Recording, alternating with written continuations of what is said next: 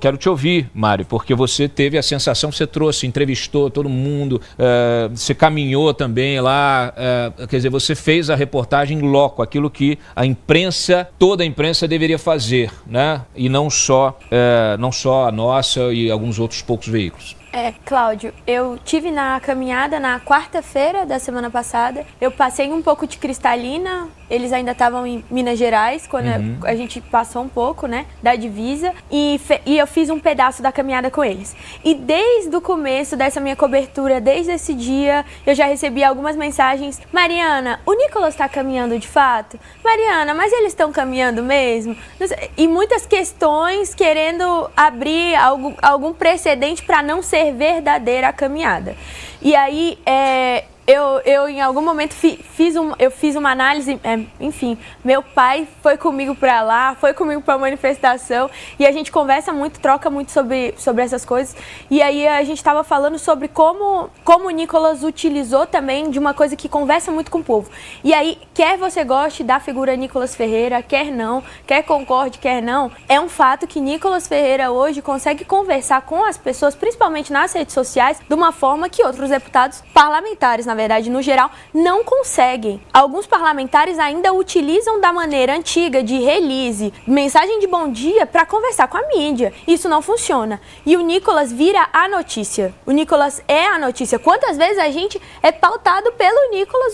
Na verdade, o tempo todo a gente é pautado pelo Nicolas. Pelo formato que ele conversa e porque ele sabe usar o algoritmo hoje das redes sociais e falar com as pessoas. E ele usou da caminhada com um discurso de fé, peregrinação, teve esforço físico. E eu acho que isso fala muito com as pessoas que são religiosas. E eu acho que o brasileiro, e aí, assim, eu arrisco até um pouco o mundo, assim, pelo cenário mundial, as pessoas têm esperado muito uma salvação, algo religioso. E eu acho que o Nicolas traz muito disso no discurso dele, vem muito carregado com isso. Essa manifestação, inclusive, tem quase 2 anos que a gente tá junto, né, Cláudio? Faz 1 ano e meio. E eu acho que essa foi... Achei que fosse uns 10 já. Mas acho que eu já cobri umas 5 manifestações enquanto a gente estava junto.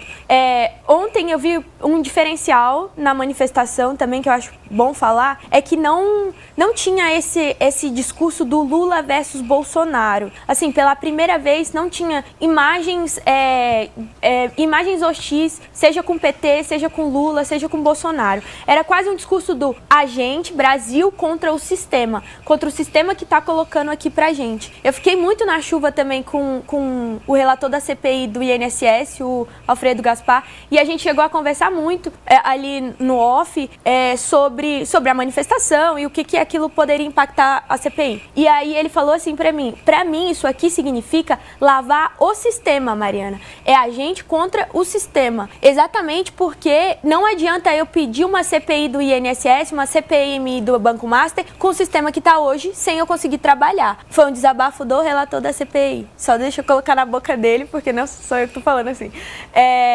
E aí ele me falou isso. Pra mim isso aqui significa lavar tudo.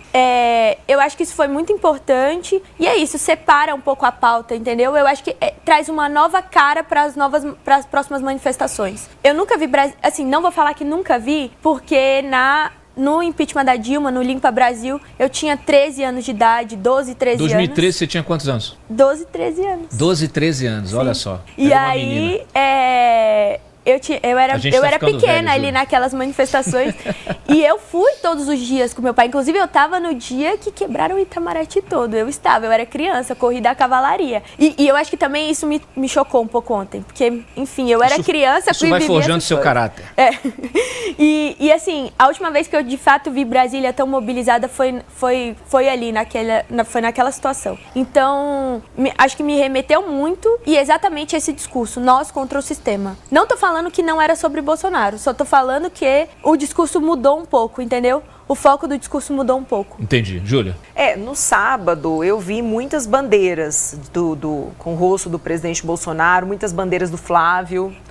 Então, o que a gente percebe é que é o mesmo grupo de pessoas que é a base, né, de apoio da direita, que quer ver o Flávio candidato, que quer ver o Flávio vencedor da eleição. Esse grupo de pessoas estava ali. Mas, de fato, a tônica, a mensagem, ela era muito mais abrangente. Era realmente mensagens pela transparência, pela fiscalização, né, em combate à corrupção. E aí, a gente observa que a esquerda, ela toda se uniu em torno do mesmo discurso contra a caminhada do Nicolas, tentando deslegitimar a caminhada deles.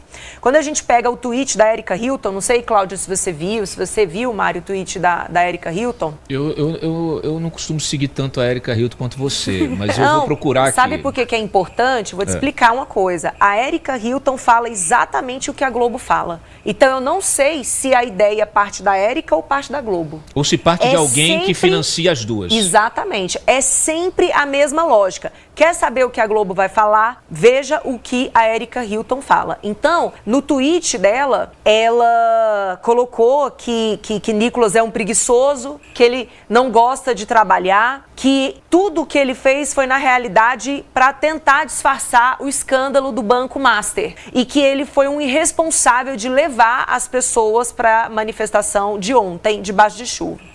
E aí, a partir da fala dela, a gente compreende a dissonância cognitiva que rege esse pensamento da esquerda. A esquerda não consegue entender que as pessoas vão voluntariamente para uma manifestação. E, de fato, a chuva estava muito pesada, não apenas ontem, sábado também a chuva ficou bastante pesada à noite. Então, estava todo mundo debaixo de chuva, com muito frio, muito desgastados, né? De Goiás para o DF é uma subida. Então, não foi fácil. Não foi uma caminhada fácil. As pessoas que fizeram essa caminhada por muito tempo, elas realmente se desgastaram fisicamente. Não é para qualquer pessoa fazer isso. E quando fala que o Nicolas não teve responsabilidade, porque o Nicolas levou as pessoas, a esquerda não consegue compreender que o que faz a pessoa da direita estar na rua é exatamente a mobilização do seu sentimento, dos seus valores. Não é porque alguém pagou ônibus para elas estarem ali, porque alguém ofereceu um lanche, ofereceu uma diária. As pessoas vão voluntariamente, e o poder da direita é exatamente esse, porque ela mobiliza com base em princípios e valores. Não é com base em promessa falsa, não é comprando as pessoas. E quando a Erika diz que o Nicolas fez isso para tirar o foco do Banco Master, ela acaba ignorando o fato de que nenhum deputado do PT assinou a CPI do Banco Master. E o Nicolas assinou desde o princípio. E o Nicolas falou sobre o caso Master durante a caminhada toda. Então, Cláudio, é sempre a mesma coisa. O que a Erika fala é o que a Globo fala, o que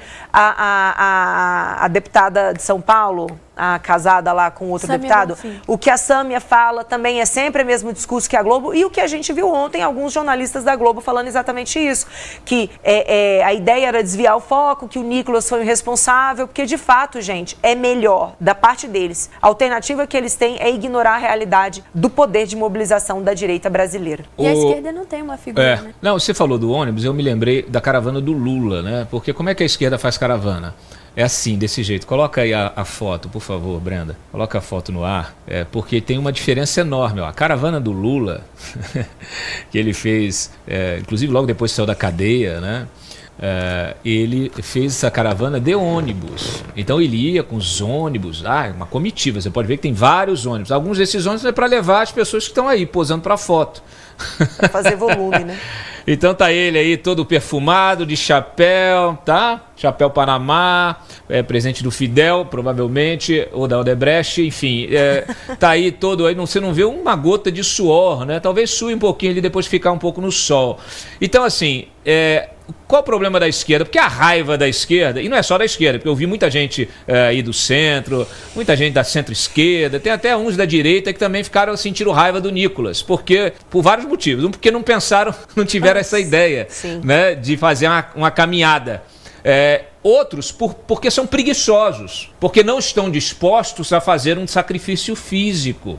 Aliás, a nenhum sacrifício, porque a esquerda que quer que você, trabalhador, se sacrifique, pagando mais impostos para um Estado perdulário e corrupto, esse não sacrifica R$1 do seu orçamento. Essa gente não quer sacrifício, não quer fazer sacrifício para melhorar o país. Não quer abrir mão de um privilégio, não quer abrir mão de uma prerrogativa. Ao contrário, só se cercam cada vez mais de privilégios. Então a gente está diante aqui de uma cisão desta sociedade. Aquela que está dentro do sistema se beneficiando do sistema e aquela que está fora. Aquela que quer se libertar de um Estado que aprisiona e corrompe e extrai as suas riquezas, se apropria das suas riquezas, rouba as suas riquezas, e aquela que quer prosperar pelo trabalho, que quer crescer, que quer liberdade de pensamento, que quer ter, sabe, realmente uma sociedade que as pessoas possam se manifestar, inclusive essa turma da esquerda. A grande diferença nessa questão de liberdade de expressão é que a direita deixa a esquerda se manifestar. Ela entende isso como normal. E ela quer vencer e quer convencer pelas ideias, pelos gestos, pelos atos, como esse. E a esquerda não. A esquerda, ela quer impor a sua visão. Ela quer calar o adversário. Ela quer corromper. Ela quer comprar a opinião alheia. É brutal a diferença. É brutal a diferença. E isso é um divisor de águas nessa sociedade. Por isso que eu sempre digo, as pessoas falam, vem aí o Eduardo Leite, que gosta muito de viajar de helicóptero para Trancoso, vem aí falar de, temos que acabar com a polarização. Não, Eduardo. Nós temos que ter um país muito bem definido, uma política muito bem definida de quem defende valores, princípios, moralidade pública, transparência, e quem defende essa corja, esse sistema de benefícios e privilégios que se aproveita do cidadão, que subsiste em função da riqueza produzida, não é por eles, é pelo cidadão que trabalha, que sai na chuva para trabalhar, que tem que encarar enchente, Eduardo Paes. Eu sou do Rio, estou aqui em Brasília, já sou cidadão brasiliense também, mas eu sou do Rio, vivi a minha juventude toda no Rio de Janeiro. Quantas vezes eu passava 4 horas de ônibus para ir para estudar e para voltar? Quantas vezes tive que sair do ônibus,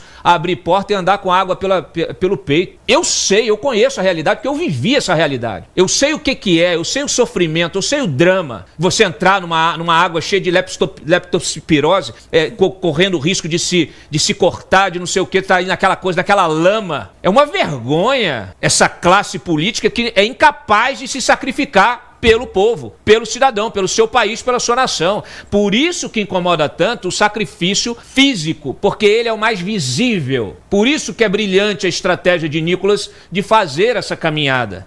Porque ela evidencia o sacrifício físico. E as pessoas que estão do lado de cá olham e falam assim, se ele é capaz de se sacrificar, eu também sou. E é o mínimo. E a direita já deveria ter, as lideranças políticas de direita já deveriam ter se atentado a isso. Você tem um presidente preso que se sacrificou. Você tem pessoas que se manifestaram e que foram presas de forma injusta, brutal, sem direito à defesa. Pessoas inocentes que estavam também se manifestando sua indignação, estão presas, tiveram suas vidas destruídas. Foram sacrificadas em plena luz do dia. É muito sacrifício pessoal, físico, que essa sociedade está sofrendo. Então é por isso, Mari, que realmente esse exemplo do Nicolas, ele acaba, vamos dizer assim, realmente fazendo com que as pessoas reflitam. Júlia. Ricardo, eu vou avançar aqui. Você quer comentar mais algo em relação a isso? Eu concordo plenamente com a tua análise. Eu acredito que esse exemplo realmente ele inspira, ele arrasta, ele demonstra um sacrifício pessoal, sim, e é triste que alguns dos representantes da direita tenham se sentido enciumados com isso e tenham, em vez de aderir, tenham procurado menosprezar essa iniciativa. Então, parabéns ao Nicolas, foi uma grande ideia, realmente a demonstração de que se trata de uma liderança das maiores do nosso país.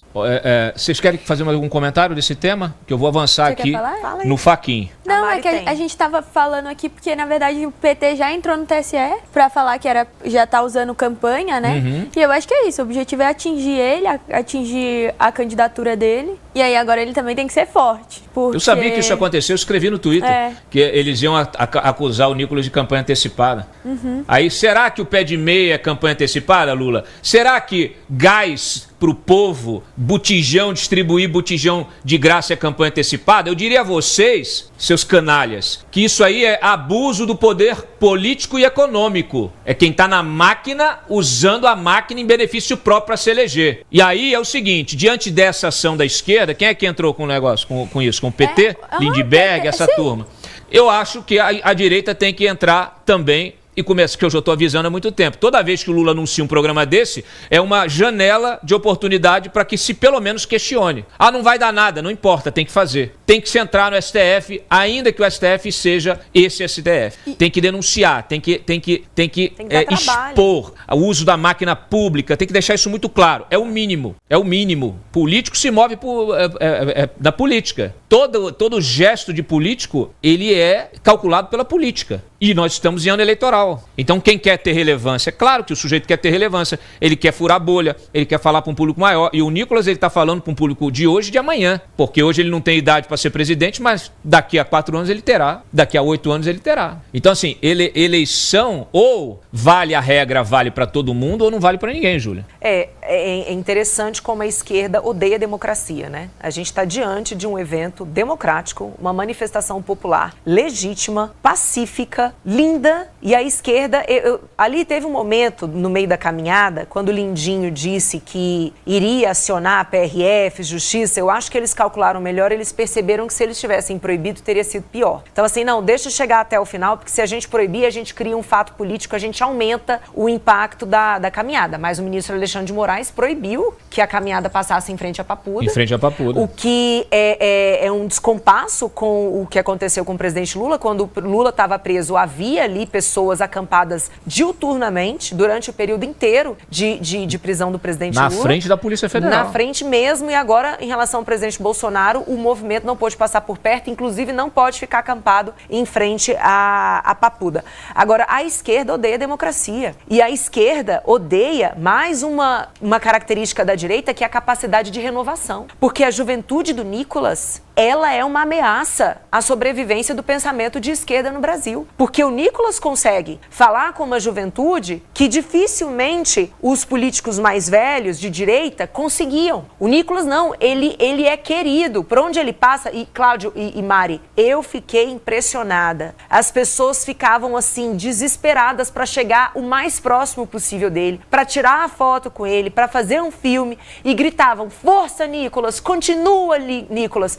Então é uma coisa assim impressionante de se ver, que é você ver um político ser reconhecido dessa maneira, ser querido dessa maneira. Então ele está se portando como o líder carismático, aquele que consegue mobilizar as pessoas pelo carisma. E isso gente, é uma bomba explosiva. Isso para a esquerda, que tem sempre os mesmos nomes, que tem aquela cara branca, né, aquele cabelo branco, aquela imagem de envelhecimento, aquela ideia de mofo, de incapacidade de renovação, de incapacidade de conexão com as novas gerações. Quando vem um jovem como Nicolas, de 29 anos, vem um André Fernandes, até o próprio Marcel Van Hatten também se juntou à caminhada, o próprio Carlos Bolsonaro. Isso aí é uma prova de que o futuro do Brasil é para a direita, é alinhado à direita, e o Lula aparece hoje como o último sustentáculo dessa esquerda carcomida brasileira que odeia a democracia. É o pilar que está todo arruinado. Deixa eu dar boas-vindas para o pessoal da Rádio Sucesso FM que acompanha a gente a partir de agora, nesta segunda hora do nosso programa. Na primeira a gente dedicou o debate à manifestação, à caminhada do Nicolas e todas essas lideranças que reuniram milhares de pessoas aqui em Brasília ontem, neste domingo, apesar da chuva, do temporal, com raio, com direito a raio, com tudo, e toda a consequência disso, né? O quanto essa manifestação ela impacta na sociedade. A gente lembra aqui, ressalta que também na Avenida Paulista nós tivemos uma outra manifestação, já reflexo dessa, né? Então isso faz com que muita gente comece a despertar. Eu acho ótimo, inclusive, que outros partidos e movimentos se sintam aquela pontinha de inveja, né? Mas em vez de vocês ficarem criticando, porque fica muito feio, viu? O pessoal do MBL criticando o movimento de direita, né? É absolutamente legítimo e orgânico, se eles mesmos estavam fazendo o seu próprio movimento lá contra o Banco Márcia na sexta-feira, na quinta, enfim, na semana passada. Então assim, vocês concorram, vão pra rua, vocês vieram da rua. Então, tenham, vamos dizer assim, a honra de, em vez de criticar, façam melhor. Convoquem mais pessoas às ruas. Porque o que o Brasil precisa é levantar a sociedade contra a esquerda. Ou vocês são linha auxiliar do PT? Porque fica parecendo que se vocês estão usando a exposição de mídia de vocês para criticar um candidato, um deputado de direita em uma manifestação legítima, significa que vocês estão do outro lado do espectro político. Não é possível. Então, assim, isso expõe vocês, os interesses de vocês, e coloca realmente a legitimidade do próprio movimento de vocês em questionamento a partir de agora. Eu acho que vocês precisam se concentrar em mobilizar a base de vocês, mobilizar os jovens que vocês também trazem para o movimento de vocês, para o partido de vocês. Levem esses jovens às ruas. Vocês também falam com os jovens. Então parem com essa inveja. A pior coisa que tem é ciúme de homem. É ciúminho. Porque um consegue levar mais gente para a rua do que a gente. Então, assim, cresçam, tá? O que vocês precisam é crescer. Não é só vocês, não. Muita gente precisa crescer na política brasileira, precisa amadurecer, precisa enxergar não o seu próprio umbigo, mas enxergar a relação de forças, o equilíbrio dos poderes, porque uma nação, para ter um mínimo de saúde institucional, ela precisa ter equilíbrio dos poderes. Leiam a Constituição. É o balanço de forças que faz com que você chegue a um equilíbrio. Não é a inexistência de um lado político, não é a eliminação de uma voz, é a multiplicação dessas vozes. Eu não posso ter um executivo da esquerda, dominada pela esquerda, o STF dominado pela esquerda e um Congresso corrupto, que é a atual situação. Aí é terra arrasada para o país. Então cresçam, amadureçam, passem a olhar a política de cima e não de baixo.